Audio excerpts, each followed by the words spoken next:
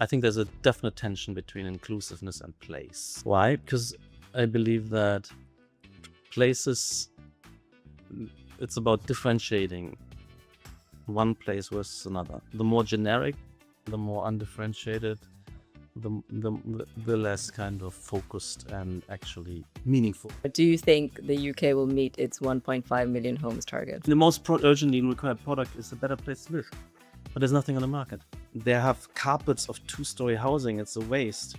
Spreading out London, this could be densified massively, so people don't have to commute. People kind of be much more quick shuttling between their home and work, and you could double and triple, and you could also be easily a 30 million city. There's a lot of international funds, a lot of money. We should be, happily receiving and letting flow in here to deliver the product. If you look at the city of London, that skyline, this menace and interesting changing skyline, if they can do it, why can't all other boroughs do it? Hello, welcome to Talking Place, the podcast bringing placemakers and storytellers together to talk about place. I'm your host, Tanisha Raffiuddin. I am the founder of Concept Culture, a creative agency in London, passionate about creating purposeful brands and telling powerful stories. In this episode, we're joined by Patrik Schumacher, principal of Zaha Hadid Architects, for a wide-ranging conversation about the future of cities, architecture, and placemaking. Patrik is known for being outspoken, controversial, and unapologetic in his views, and this conversation doesn't pull any punches. We talk about why he believes there is a tension between placemaking and inclusiveness, why places only work when they're specific, selective, and differentiated, and why London, in his view, could and should be a far more dense, productive city than it is today. We dive into culture and iconic buildings, how people should move through cities, and why housing, planning, and regulation may be making urban life harder rather than better. We also look forward at AI, computational design, participatory urbanism, gaming, and the metaverse, and what all of this means for architects and city makers shaping what comes next. This is a conversation that will challenge assumptions, make you stop to think, and definitely divide opinion. All right, let's talk place. Patrik, welcome to the Talking Place podcast. Welcome to our office. Yes, thank you for hosting us. Thank you for hosting us in the mothership where all the magic happens. So, Patrik, you've had a long and illustrious career, but perhaps you could share some of the highlights of your journey so far and what's been some of your most memorable moments. I might just mention that I just got the European Architecture Award. Oh, wow. Congratulations. Oh, that's definitely a memorable moment. And yeah, there's been a few highlights. I mean, a very long career. I love opening buildings. When you see the buildings filled, particular public buildings, which meant to be filled with people. And there's been quite a few, but the opening of Maxi, the first one, Vitra, was very nice. Yeah. A lot of nice, interesting guests, and it had rain, so the concrete was wet, and the concrete floor was wet, and mirror effects, and they had the kind of Philip Stark chairs in all colors reflecting on the building. And Philip Johnson showed up, and at the time relatively unknown Jacques Herzog, Oh, right. etc. So yeah, these are the moments I like, and we had quite a few. For instance, Galaxy Soho in Beijing. Yeah. That was a wonderful, huge project, and on and on and on. Dashing Airport, the Lisa Tower. So yeah, these are nice moments you work for. But also, I just remember Zaha receiving the Pritzker talking about prizes, Yes, yes. and that was quite a do. I in bet. St. Petersburg. Yeah. And she loved Russia all her life, and they made a huge effort for the whole Pritzker kind of family and circus, let's say. Yeah. We went from the Winter Palace to the Summer Palace, Wow. and as of magic, whole of St. Petersburg traffic was switched off, so the motorcade kind of swooped through, and you can see that all incoming traffic was held. Oh, wow. So nice. Amazing. So you've touched upon some of the cultural buildings, which we'll dig into. But this podcast is about place. And as a starting point, I always ask our guests, what does place mean to you? Well, I mean, there's a tension. I mean, as I said, we have nothing to do with place. We're into space. Okay. Obviously, there was this kind of thing where we all brought up on, modern architecture is about space and the fluidity and flow of space, inside, outside. And then place came along and was associated with the postmodernism, Right. Yes. genius, loci, and place, and so on and so forth. That was people like Rob Creer would talk about it later. So, but I'm not, I'm not into these kind of camps, and I also respect, by the way, a lot of the advances and the postmodernism, Right. which then kind of shifted also into deconstructivism and into. So I believe in the progress of the field. So I understand place, and I usually say we're creating architecture which is unique with respect to place and purpose. But I also have to say that placemaking, I mean, I'm not sure if you saw, a good friend of mine I'm talking a lot to is Renia de Graaf. Okay. And actually I was involved in 2 conversations about his books. The last book was called Architect, Verb, and he's carving into a lot of on vogue phrases. Placemaking is one of them, and Right. he makes fun of this notion. Okay. He has no idea what placemaking is, and he describes clients wanting him to engage in placemaking, and he thinks, I don't know. Placemaking is, and it's a very smart book. I can recommend it. Right. All the things we usually kind of need to kind of focus on, and he's talking about newspeak.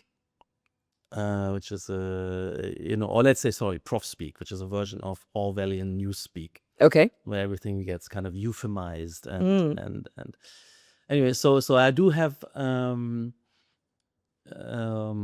also my issues. One of the issues I had, and I was responding to this, and this is a concept he didn't fully kind of take on, but for instance, inclusiveness. Yes. Yes. I think there's a definite tension between inclusiveness and place. Right. Okay. Why? Because I believe that places, it's about differentiating one place versus another, right? And making them determinate with respect to purpose and context. Right. And purpose also involves audiences, and audience, the more generic, the more undifferentiated, the less kind of focused and actually meaningful.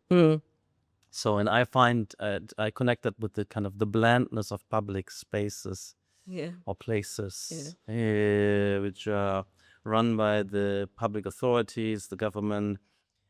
It's not only this the sense of inclusiveness for me. It's often also boils down to, no offense, nothing out of the expectation. Everything is as you expected it.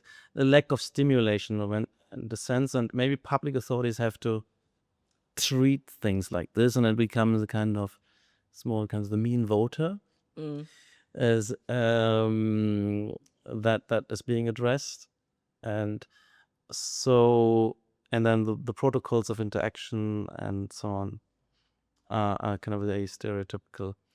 That's why I think if the true places as differentiated offerings, which should be selective, should be particular, it can't be for everybody in the same way and equally, and not everybody will be equally welcome.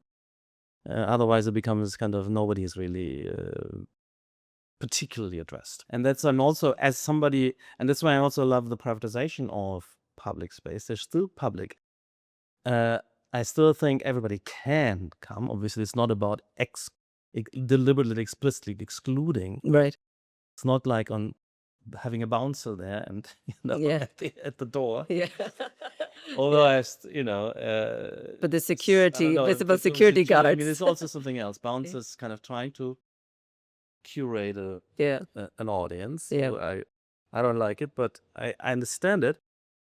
And but it's more of a kind of self-selection and catering for particular tastes and making is some feel more welcome than others, simply because that's the thing. You have threshold anxiety in particular. I've been thinking a lot about generating, if you wanted something like community, a residential community or community sense, you need to kind of craft it with particular tools. You can't just throw things on the market. Of course, to some extent, a certain price point, a certain stylistic flavor can sometimes gather like-minded. So in our buildings, we find attracts a certain type of, let's say, office buildings like in Moscow, a certain type of firm and industry. And there's only kind of strange Zaha. I don't think this hip and cool, sexy building. You end up people being attracted to, which match up. So that can sometimes work, but this is because this is so different. But most of these more generic places, you end up with a random sample, and it leads to this thing where it's kind of too random and therefore not fruitful. So we've developed these tools of really community forging through participatory design, but also making the kind of sales and gathering of the community is like a dating site. We should register. I mean, you haven't implemented. We have implemented parts of it where you register. You have to, of course, be truthful to some extent and show what you're looking for, and then you can choose, and then somebody else can say, I want to be part of this. It works very well also of course, with offices or mixed use. For instance, second home.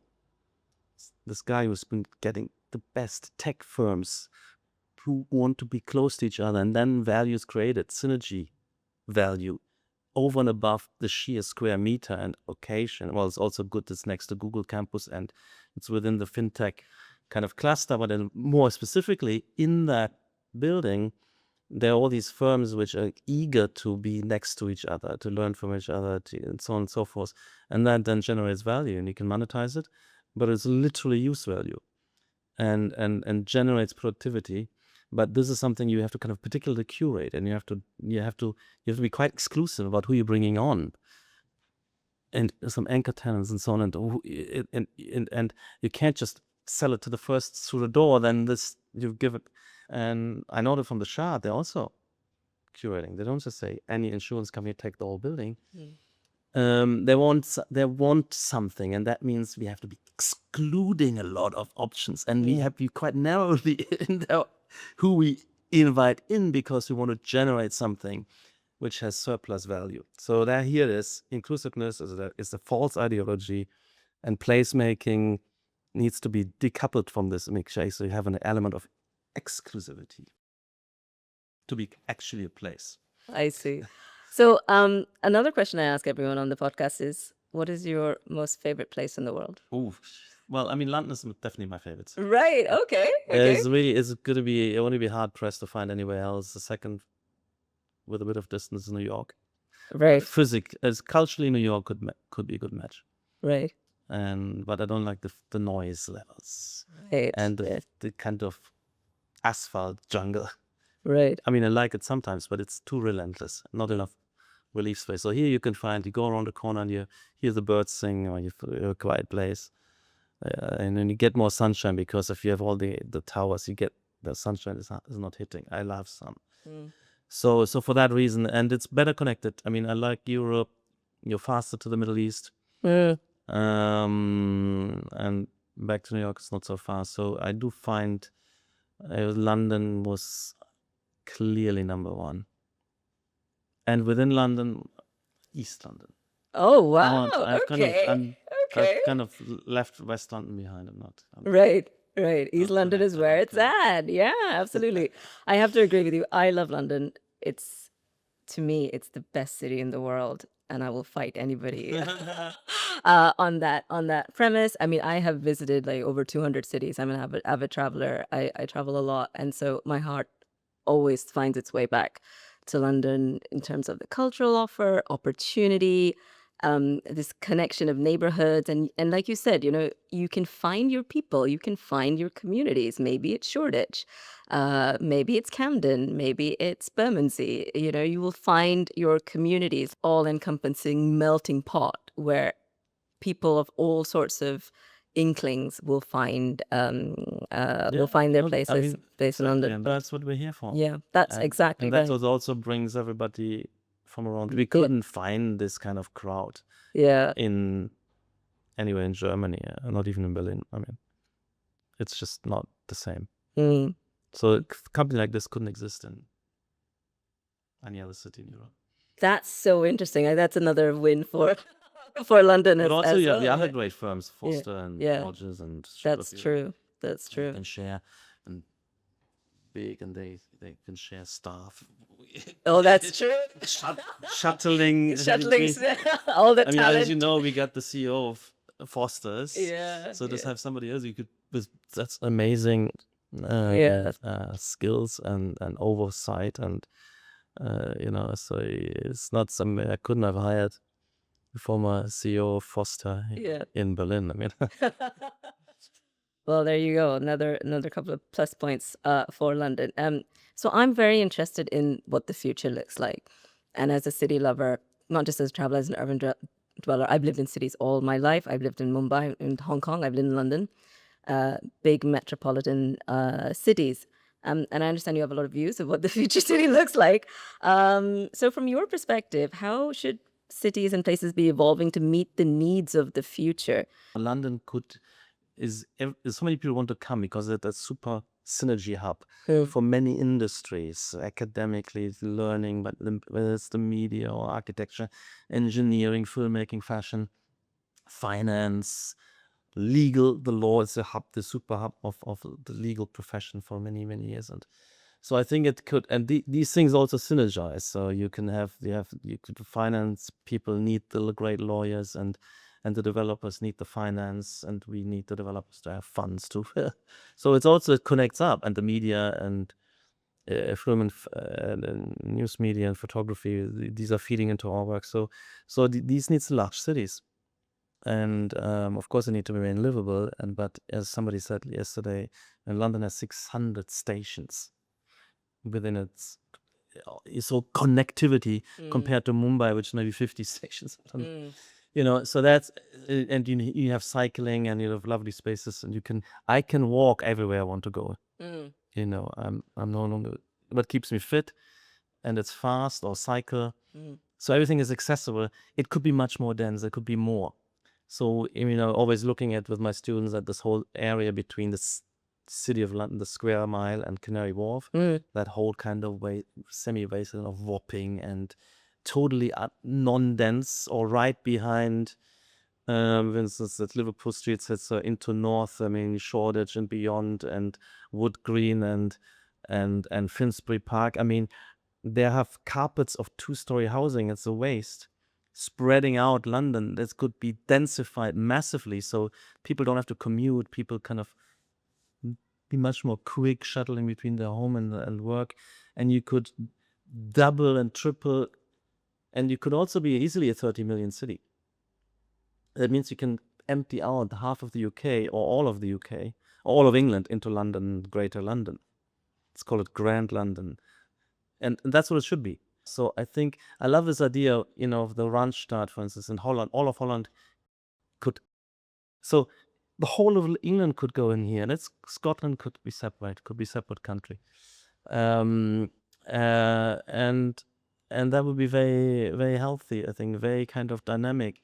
But that means supply needs to be set free. These political barriers need to be kind of torn down. It would be good for everybody. It could be some of these new developments, the density levels are kind of 10x relative to the carpet of two-story houses, and there's still very high quality places, and with lots of amenities directly down on at the foot of your building, or at least go from 2 stories to kind of 6 stories, and a Georgian kind of density. And then it can attract amenities, it can attract. So these are the visions, for instance, of the YIMBY guys, anti-NIMBY. Anti-NIMBY. It's a tragedy because the unavailability of proper living and workspaces and also socializing spaces because of the scarcity of space and scarcity of planned spaces, not the space itself, planned land with planning. That scarcity is just tragic. It makes all of us poorer, not only with the effects of the life could kind of take off productivity-wise, but also every day when you stuck in traffic for 2 hours or an hour and a half, or you're living in a too small place. The most urgently required product is a better place to live, but there's nothing on the market. You can't just measure GDP. If you can't buy the things you need with your income, or you're wasting it on an exorbitant kind of priced house, then this is a very kind of distorted view of your income. Interesting. I want to pick on something you said about, we could have 30 million people living here. Yeah. I've just come back from visiting Tokyo, which is the most populated city on the planet. About 30 minutes. It's 20 to 25, let's say, in that area. And Mumbai, when I left Mumbai 15 years ago, was also in that 20. Delhi is also in that 20. It's uncomfortable. That many people in that short space. So greater region. I mean, look, and of course, these things will cluster, and you will have, as I said, you have the West London, you have media, you have the different industry clusters a little bit. They're self-organized, and it's important because I believe in pedestrianized and non-mechanized and closeness and shifting between many places. So it's not that you only from home to one place. You have to go over to meet the consultant. So the consultant's coming over, and you're going to the pub, and you're going to the opening, and so you have to go to many places, and so you need to, and they need to be all in walking distance, and that's why you need to be sitting more dense. So you have to be able to accept taller building, closer buildings. All right.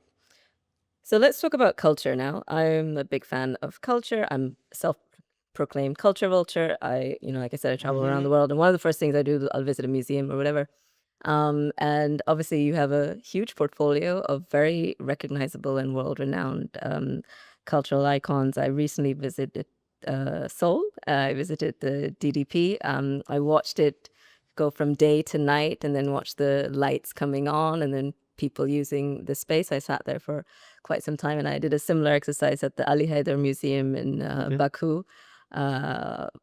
Beautiful how it turns from day to dusk, and then the night light. I mean, again, I'm a romantic. So, but what I also saw was how people were using the spaces. They are democratic spaces, people of all shapes and sizes using them. And the GDP has lots of different venues in it, and has nice places in it as well. And the biggest visitor numbers I can ever heard of, 17 million still per year. Really? I don't think anything globally comes anywhere near it. Maybe. Oh, wow.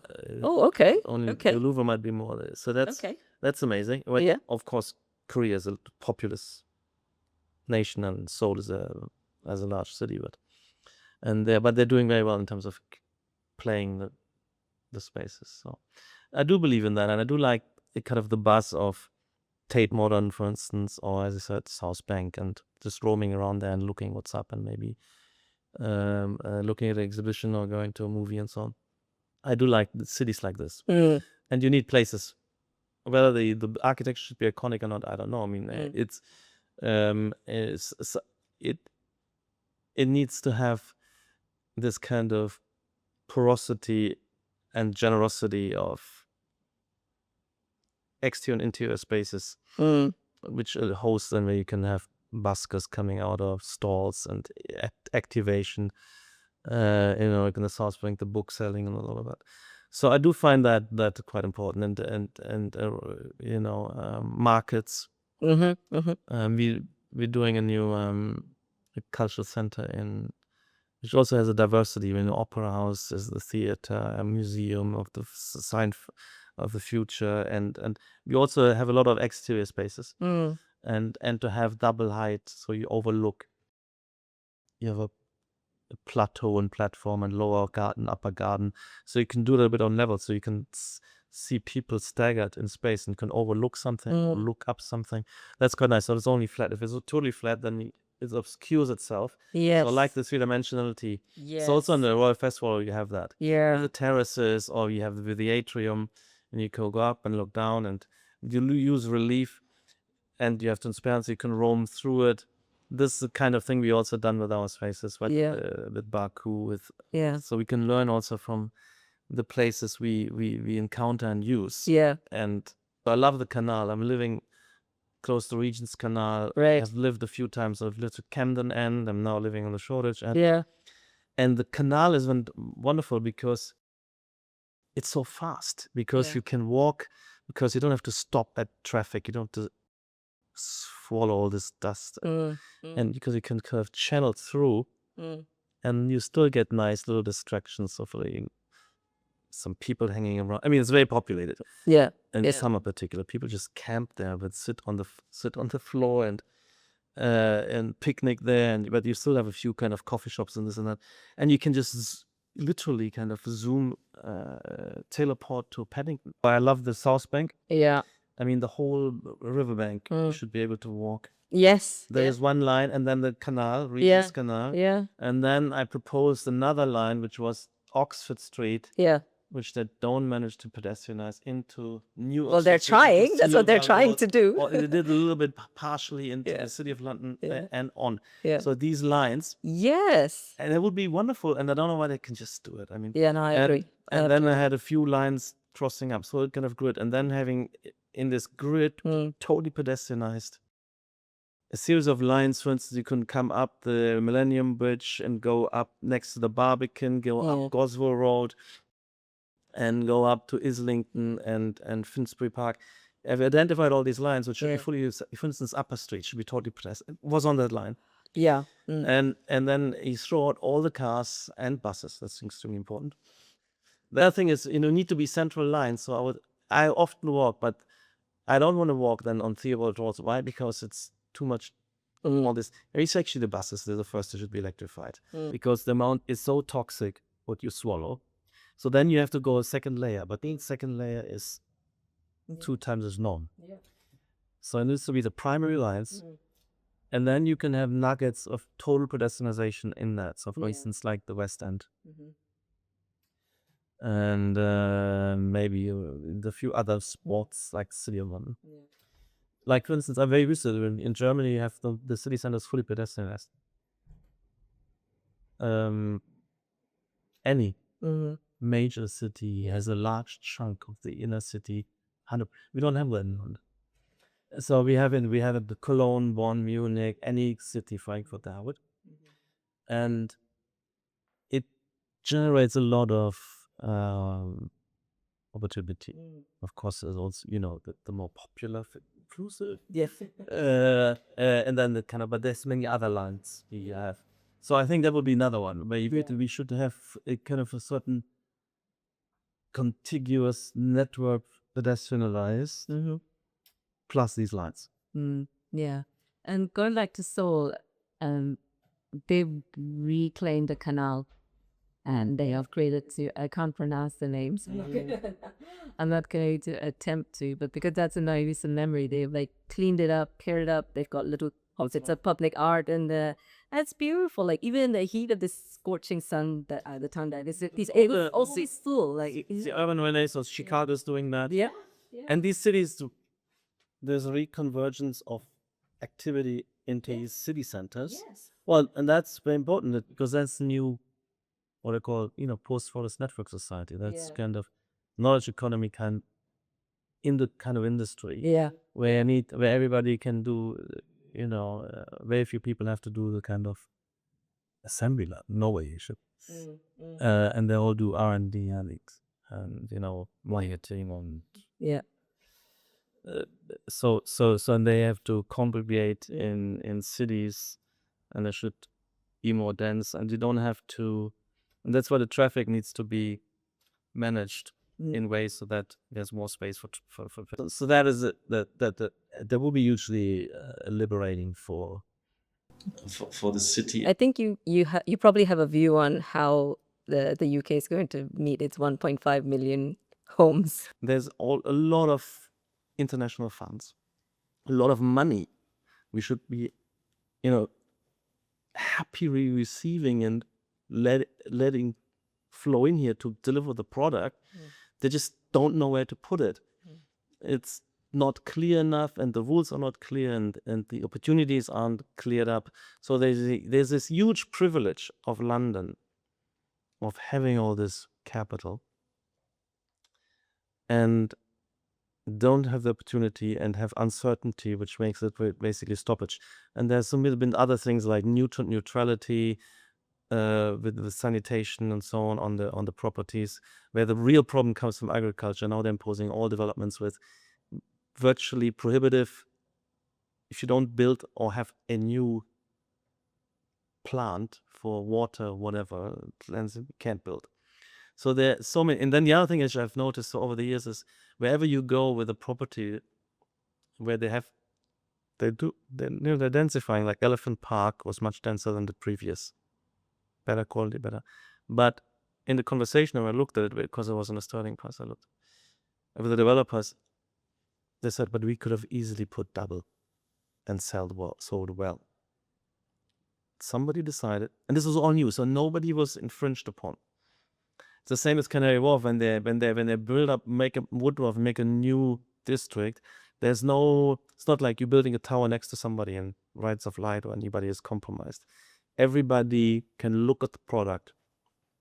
There's no incumbent people you infringe on. They're all new. So who are you protecting? So there was an overprotection, a presumption that overlooking is something kind of which is terrible, or a certain height is too. Who cares how high these skylines are in the background? Yes, we watch out. We have St. Paul's. We have a few places we keep intact. When if you look at the city of London, that skyline, this menace and interestingly changing skyline, I mean, if they can do it, why can't all other boroughs do it? And it's irrational. I mean, why can't Wapping be kind of 10 times more dense and have stuff on it and all across the south or whatever? Who is going to be infringed by this? Who is going to be disturbed by it? Who is going to be? Why is it a problem? But also, why can't these things be more dense? And the other thing is the product should be much more targeted to the most urgently needed types of houses. For instance, singles. A lot of people want to live as singles. Those are people who don't have, studio flats. There should be, but the planners coming in and saying, okay, first of all, the quantum is restricted, could easily double. These rules are insane. They're just destroying value. Anyway, so there's a lot of problems with this system. But my main thing is the interference with the product mix, with the standards. Every size of every room is prescribed, how you have to equip every room. So there's nothing for the developer, the entrepreneur, to discover. Nothing to say, I'm actually able to, leave out that room or squeeze that room or whatever, or make a different product. Also that, for instance, when it came to live work, it was highly prescribed and highly specific, and you had to declare it. And I mean, there's so much interference and so that the product is not well adapted, and therefore there's not enough of the things people need and want. That's a huge criticism I have as well. So on top of the overall quantity restrictions, it's the, let's say, quality restrictions and the interference with the product. And it's no fun for the developer to develop a product because they can't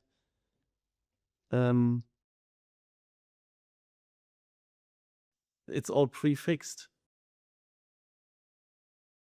So And for the architect, it's also boring because it's also already kind of they can't help work on a new program, on a new idea. So, quick answer, yes or no. Do you think the UK will meet its 1.5 million homes target? Of course not. Yeah, I thought you might. No, but this is what I'm saying. We need a liberation, a kind of full-on libertarian revolution in the built environment. All right, let's move on to computational design. So obviously Zaha Hadid has been leading computational design, as long as I remember. So I wanted to understand, how are you using AI in your work?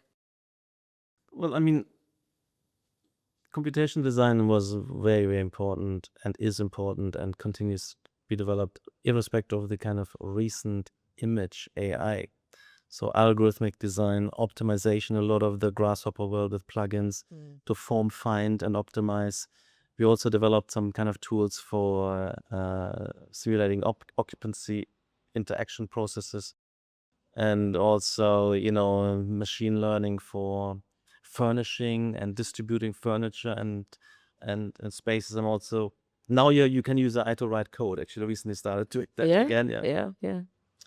For an sort of an urban synergy cluster, distributing different functions relative to points of attractor and mutual attraction. So this is very important. Not focusing on an image AI thing. The image AI thing is very kind of helpful also. Like you'll be using it a lot. I think it's both a productivity boost and a creativity boost. So creative, because you can, first of all, this is fun. You can prompt with our own references, so it fits into the stylistic of, but you can mix in other points of reference. You can mix a little bit of Freud or a bit of nature formation, and so you can hybridize. This kind of idea of hybridizing morphologies and giving, and you discover new kind of things which you're already interested in anyway. Kind of buildings, a bit like landscapes or something. And you can, so that is way quite productive, and you can quicker generate photorealistic visualizations for clients for early to get onto competition shortlist. So that's what we're using, but you can also, they're coherent enough to copy model them, and then use that model to generate more screenshots to then go back into AI. So, and we're training up a lot of our networks. Every project we're doing, we're training up networks for it with a particular set of resource images from our own Earth up, where we're saying this project could fit into that family of projects, or these are the kind of functions. And you can then kind of calibrate how much of that exploration will be coming out of our particular selective input, or how much from the general model. And then with the prompting, you can kind of inject noise with commas, mutation. So it's fun. I like it. I like to work with it. I'm using it. Many people using it, and we share it. So that's very fun. But we're also doing quite a different way, where we've integrated directly into Maya, directly into Rhino. We training at models, and we trying to teach tectonism to AI. Because tectonism is more difficult. Oh, okay. Because you have structural rationality, topology optimization. You have more particular geometries coming out of fabrication logics. And tectonism, environmental engineering, and so on. So we particularly with structural and tectonic fabrication, we generate a lot of data to train. And that really works. It really works very well. So we have our special AI systems. You always need the big model as an underlying thing. They stay with you. So it's been very interesting, and helps us to be faster, more versatile, the options we're exploring. But you need to be on top of it. We need to actually have a dedicated small team to keep trying new things, keep advising and helping in different teams. So we have lots of research teams, not only that. This is one of our research teams.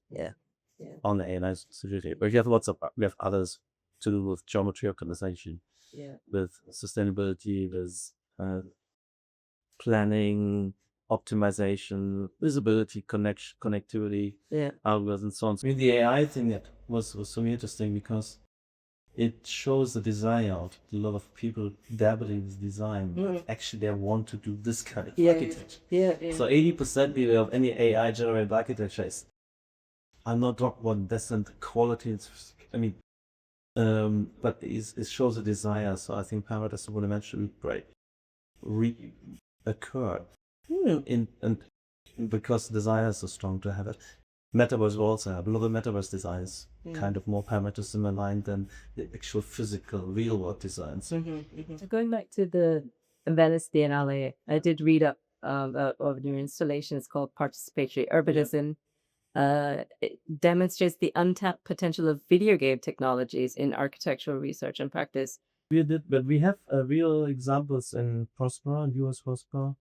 Basically, the idea is what I said earlier: when you have a community, the community it's possible if the people you living next to and sharing spaces with, you can get along with, you share interests, you know them, as if you kind of, let's say, a bunch of us would buy a sign and say, let's live together.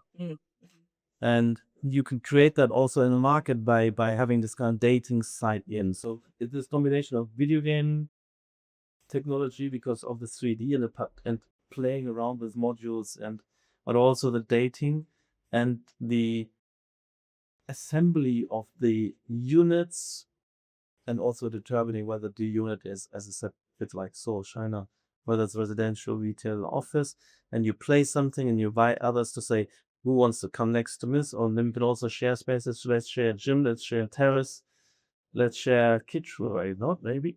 And to evolve that design together with the inhabitants as they also use that co-design as getting to know each other and establishing relationships and sharing ideas. And so that's really then once you start building, you have a community because it's not random people. And that's the idea here. But it was community is created, not pre-existing. So it's a new community who's created in a place through the technology of that invitation to join and to participate. And then the building has to be flexible enough to build. Obviously, that's friendly planning freedom. What the outcome of that game, gamify the interaction participation was. You can steer it, of course.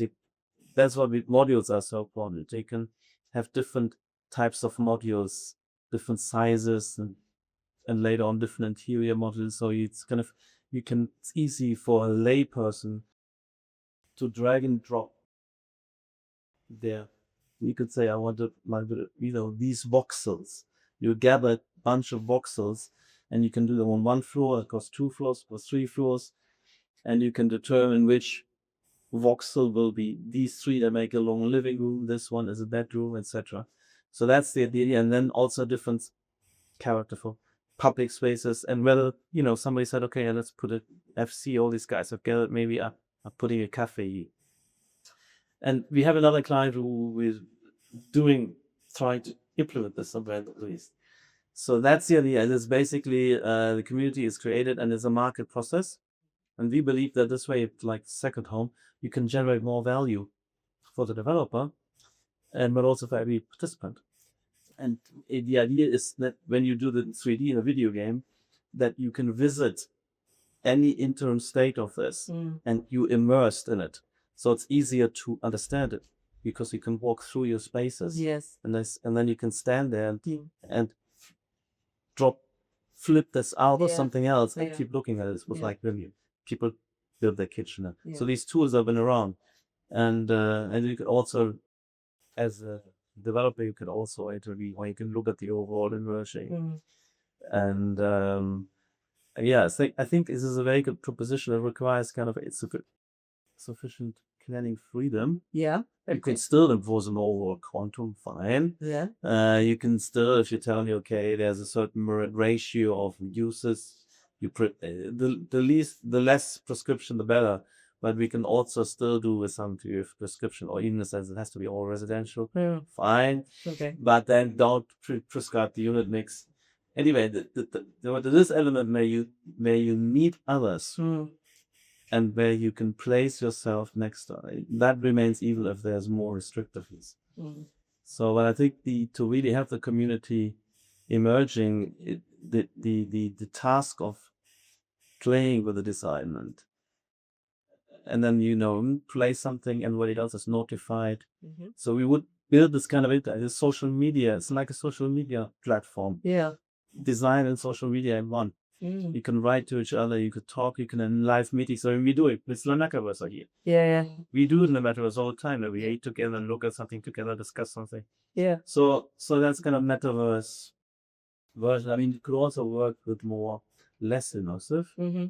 But I think why not? If you get the immersive thing is, we can do it. Yeah. So okay, let's talk about the future where you are designing a city from scratch. No constraints, none of the constraints you've talked about. What would that future city look Well, like? from scratch is just look. It's better to kind of palimpsest-wise keep rebuilding and densifying the system. To start anew, it's tough. I mean, if you have to even do it, I mean, that's what the solving for the singular possible trying to do. Because it's literally who's going in the forest, early adopters, how, critical mass is not there, and how long we have to wait before this thing comes into fruit. That's the way I usually do these experiments with my students. I aimed it up the estuary. Fair enough. I mean, it's the more settled I understand, less easy they find a large spot. Although sometimes there is this, like Tempelhof Airport in Berlin. Wow, or the former airport in Hong Kong. So sometimes there is kind of strange suddenly emerging. That would be ideal. I would like a large site somewhere surrounded by stuff. Okay. And then build out there and then percolate over. I don't believe, a new kind of totally newfound Europe, all this stuff. I mean, it could work because there's so much pressure built up, pent up, lack of accommodation in London. That's a place I can't do it. Or in India, like Gurdon. Oh, good. Yeah. So there are examples where it could be viable. And they went there because there was planning vacuum in Gurdon. And you couldn't, in the city, is just over politicized. You can't do much. Same as if it's a new Cairo. It's a shame. Cairo is wonderful in view, but because it's so kind of politically kind of closed, so they have to do a new Cairo. I don't like. I mean, that is this text. I actually did see New Cairo, and also I don't like this. It's very difficult to overcome this suburban thing. I mean, Canary Wharf took a lot of time. Now it's very vibrant. Yes, that's true. Yeah, even on a Sunday. Yeah, one of the main development kind of head of development yesterday, and I met them. I mean, they're doing a lot in revitalization and injection. It's a really vibrant public space. Yes. Yeah. And so that, but how long did it take? So yeah, new city. No, they give me a big chunk of. Okay. Let's see. Old city. Let me read about it for you. Okay, excellent. All right. So closing thoughts. So you've said the metaverse is coming. How should we be gearing up for the metaverse? Well, I mean, definitely it will be huge and we use it a lot and we love it because COVID showed that we can do a lot of work on, but the tools of that and the way the internet we're using it is not real time enough. I mean, yes, there's Zoom, but then you have the click of faces. There's no before and after socialization. There's not moving from one discussion to another. If you're at a conference, you have to select one and you stay there, you don't see the others. These like conferences in the metaverse where you have main speaker, 25 small short talks, and you can pull away and talk to somebody here and look at a smaller group and it needs to, it's an architecture you overlooked, and then you go back in to the main talk. If you see the new speaker coming up, you can play with the audio and have, you can be the last sheep and then sit at the bar, and suddenly it's only the two each other, but you see what's going on, and then you can say bye and talk to that person. So it's very lifelike and lively in the better, so you get better conference, you get a better exhibition openings. Never mind, also, for instance, we have all our exhibitions, digital twins, that you can together look at them, walk around, and you can see these objects, and you can do additional things. They can split now, you can make info, layer them up, explode it, exo, jump into them and immerse yourself. You can sketch on, and so there's a lot for designers in particular where we work with objects. We can render, photorealistic render. We can work rather than, let's say, a lot of the metaverse, which meta workspaces is like center. They have notepads and whiteboards. Okay, not bad. You can see each other, but for us it's even better because we can be kind of a full 3D model, and talk on that and pop me a human. Yeah. And so it's great for the designers. So I believe that the large part of the internet, everybody who has a website will have virtual spaces. Clearly, every organization, every museum, every school, every university, every company, many privates, as well as anybody who has a building will have virtual versions as well. So nearly it will compete largely and take away from the internet, overtake some of the functions we're now using physical values. So because it's a better substitute for the conference. So just have it. You don't matter whether having Zoom, where you would still say, no, we could swap totally to Zoom, or you say, no, we still want the metaverse would kind of kill off some of the physics. But would Which you the want internet has already done. But would you want that? You Not love to necessarily, but- if we were talking so well. I'm just saying how big it will be. Okay. And it's a substitute. You don't have to fly. Mm-hmm. But the other thing is mixing that, and we hybrid. Yeah. So here we have a meeting, the whole screen, this whole wall will be a screen, and we will see the extension of that space, and the remote will come together. And there's many of these tools. We've done a lot of spaces we visualized as a whole theme on this way. Many of the surfaces are windows are too virtual. And then here they're more physical to physical, here they're more nearly like a cave. But you go in collectively. And you don't do it on mobile phone or a small laptop. You do it together in space, meeting other more remotely collaborative people. And you can use also things like holographic projections, or even these hybrids. You could be a robot coming in with a screen. Yeah, the person also shares what we physically see, or video screens. So there will be more sophisticated versions of this. I don't like everybody being at home. Yeah. And I believe in the physical, and I want to still go there. But while you go there, maybe now you have all this kind of Piccadilly Circus or Times Square, these big kind of stream things and so on. Some of that will also actually with a full more real time rendering and connecting up big crowds. I mean, on the metaverse, there are some kind of major mega concerts. Yeah. Okay. And so we're not working on that, but so I think there's a lot of it will make our lives more productive. You can participate in more things in a better way. And it should be integrated with the physical spaces, and that means yes, and London doesn't have to be 30 million, maybe 20 million. In the other 10 there's always 10 million. I really cannot. So it's Cannot visualize it. 30 million. If you worry about that, I mean, also even if it's 10 million, they shouldn't be on half of this. They should shrink together into the center. Yeah. If you don't like 30 million, I mean, but then a lot of people who are, eventually this would help a lot. And by the way, Teams, Microsoft Mesh, Zoom, Meta, they're all working on versions of that. That's why we will come. And so I don't want to be. Look, I'm sitting half of my days always at home and on Zoom and Teams. Yeah.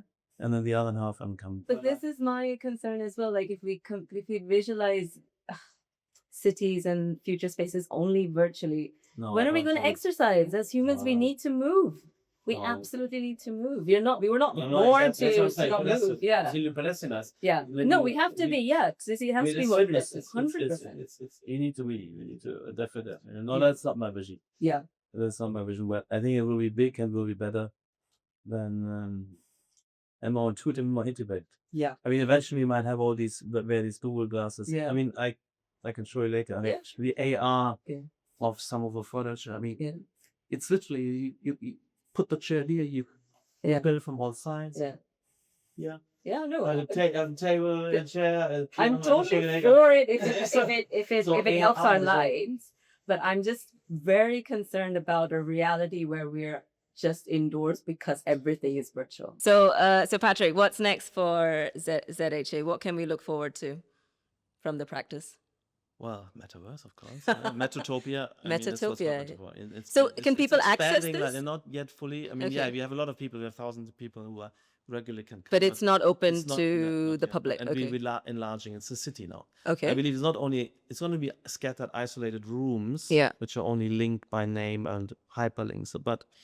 But a city where you can navigate, where you can see all the buildings, all the brands, all the places, and inside a large building you have atrium, you can see and move. You look at this, but you see already what other things you might want to see. So it's much more intuitive browsing. Okay. And of course, it's important that these things are ordered and they need to be the cluster by synergy. And I think it will be much more productive. And when you go there, you surely will meet people or see a lot of things you didn't come for, but because they're clustered part of what you would be interested in, because you will get a lot of more of this kind of serendipitous browsing discoveries of things, people, events, names. That's already happening. So we will expanding that. So it's honest. I believe that all these virtual spaces will kind of cluster in virtual cities, and eventually, and we have connecting. There's so many organizations and people, and it will be literally everything which goes on in the field will be in there, So what should the including next? LREF London. Yeah. Something like LREF should be there. Yeah. And we're working on with lots of organizations to try to bring everything into. Oh, that's interesting. So I guess my question is then for the future architects listening, what should they be upskilling in? What should they be training the to beautiful do? thing is that for the design, it's one-to-one transfer nearly. It's only the engineering. The engineering is totally a swap out. But the design in terms of spatial, in terms of articulating, distinguishing, semiology, phenomenology, legibility, dramaturgy, how do you intervene, what changes, how things open up, where's the light coming on. That's all one-to-one design. Designers' expertise comes through 100%.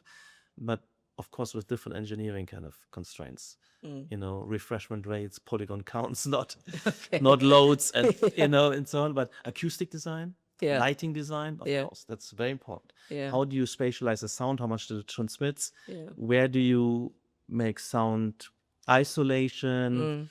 How do you screen visual? What do you have in view? It's very much totally intuitive, the designer's skills. But of course, we want to. I have some other clients. I want to do these hybrid space as well. So we found an innovation center in Switzerland. They have a whole space, and we're going to do something like a whole wall is virtual. And we're going to do metaverse and physical, and we're doing a kind of a hybrid event space. Yeah. So that's what, and we would love to work more with firms like Facebook. Okay. We did studies for, Yeah.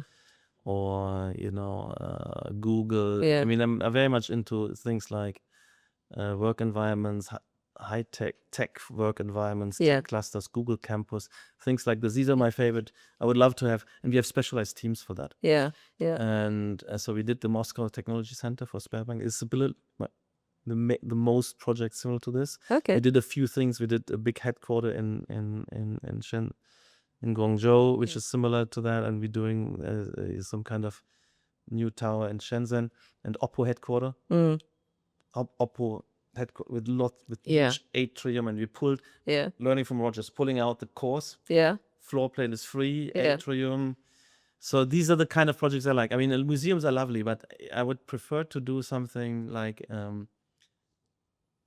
incubator spaces, tech work Interesting. environments, Oh, which are also of interesting. course I mean, if you go to Google, it's just a wonderful place. Yeah. I mean, yeah, or yeah. whether you go So Google innovation also, centers. Yeah. also the atmosphere, the Yeah. Google campus in New York, Yeah. it's like a university, Yeah. Yeah. Yeah. except yeah. that more interesting cool Constant stuff. learning. Learning, innovation, and no, that's That would all. be my dream projects. Yeah, I bet. No, I guess that was going to be my final question to you. What's next for you? Well, good. I have some wild ambitions. Okay. Eventually. Well, you're not retiring, right? You're never retiring. So. We never talk about the rogue takeover in the schools of architecture, and maybe I should kind of shape up one of the schools which are around. Okay. Eventually, I mean, Eventually, okay. Or politically, I mean, Peter Murray is running for mayor. I need to talk to him. Okay. If Peter Murray, if you're listening, Patrik Schumacher wants to talk to you. Or do something for one of the more dynamic parties. Yeah. But because I believe somebody needs to have a kind of program of liberalizing the whole industry, the whole development arena, because it's frozen up, it's paralyzed, it's not delivered, and it's too slow, and life is too short for that. So that's, but I'm not sure I'm gonna find the opportunity. Okay, so the final segment of our podcast is a quiz called Know Your Neighborhood, and you have selected Shoreditch. I'm going to share 3 facts about Shoreditch, and all you have to do is tell me whether you think they're true or false. So the first fact: the Boundary Estate in Shoreditch. The what? Boundary? Boundary Estate in Shoreditch was one of the UK's first social housing estates. Yes. That's correct. Yeah. So you know your social housing. Yeah. Built in 1900, it replaced one of London's slums at the time, the Old Nickel, and became a model for urban housing reform. All right. Number 2, Shoreditch has one of the highest concentrations of street art in London, with curated tours drawing visitors from around the world. Yes. Absolutely, yeah. There you go. You were so concerned about this quiz, and I love. Yeah, you know your Shoreditch. And finally, Shoreditch once had its own royal theatre, even before the West End existed. I have no clue. Okay, well, take a guess. It's 50-50. Yes. That's correct. 3 out of 3. Thank you so much, Patrik. Thank you for talking place with me, and we'll talk soon. Okay, great. Thank you very much.